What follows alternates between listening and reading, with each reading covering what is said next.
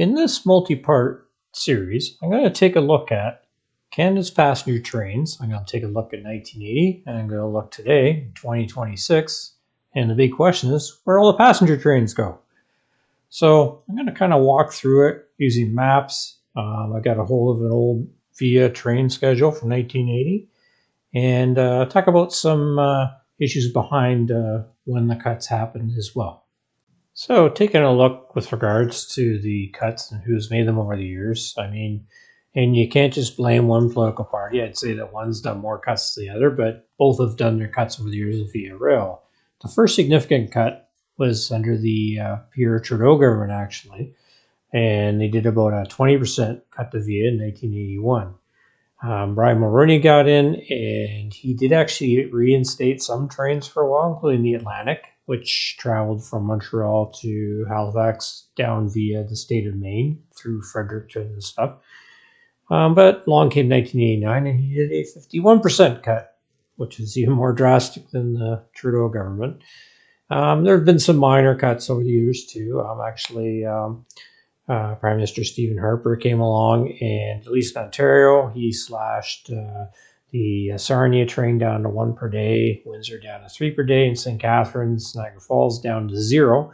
They still get the Amtrak, which is sort of a VIA, but anyway, it's stretching it a bit, and they do have GO service now, which I guess helps a bit. And then from provincial level, BC Rail, they discontinued their passenger service in 2002. In 2012, Premier Dalton McGuinty in Ontario discontinued the Northlander. Now that's been in the works now for I think about 10 years now, but I think we're finally going to see it reinstated, which I'm quite sure the people of Northern Ontario and who want to travel to and from Toronto to Northern Ontario will also be very happy about that. So now taking a look at some maps, here is a VIA map from the 1980 train schedule. As you can see that there's routes virtually all over Canada, including Vancouver Island. Now, mind you, the ones in Newfoundland and PEI, I believe, were buses at this point, but they were still offered through VIA. And I think there were some other minor bus connections too. There's some ferry connections, like from Digby to St. John, New Brunswick. That ferry is still there. It's now run, I believe, by the province. But now let's take a look at today. Wow. Now, mind you, this map I got also shows the U.S. routes, which we're focused more on Canada. There are some Canada to U.S. routes that still exist. Not as many as there used to be, of course. So anyway, then you've got still got a transcontinental train. We used to have 2. And, there's still remote areas like Moosonee and Churchill service now. So what I'm going to do is I'm going to start from the East Coast, and I'm going to work across Canada. And that's why it's going to take me more than one video to do this.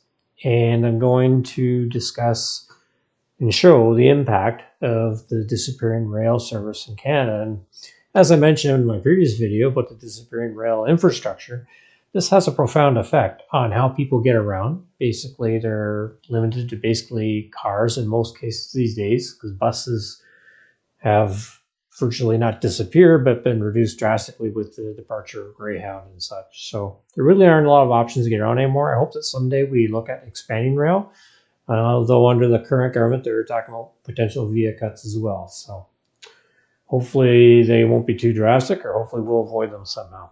So starting with the East Coast, now primarily this is Nova Scotia. I am showing a portion of New Brunswick as well. And then I'll show a little bit bigger of a map showing basically the Eastern Canada and to Montreal to show the Atlantic and the ocean.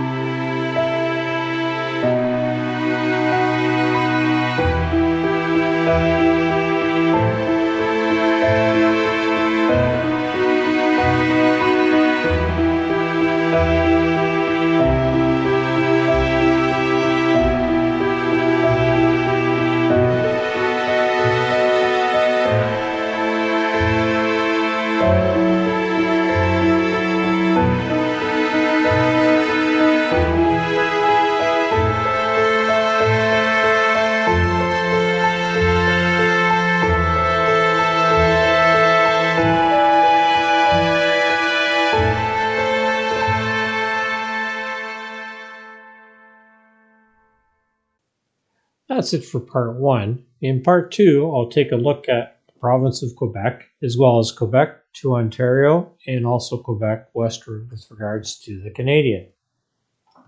Take care, hope you enjoyed, and see you next time. Thank you for watching this video. If you like what you saw and wish to see more content on model trains and real trains, please subscribe to my channel.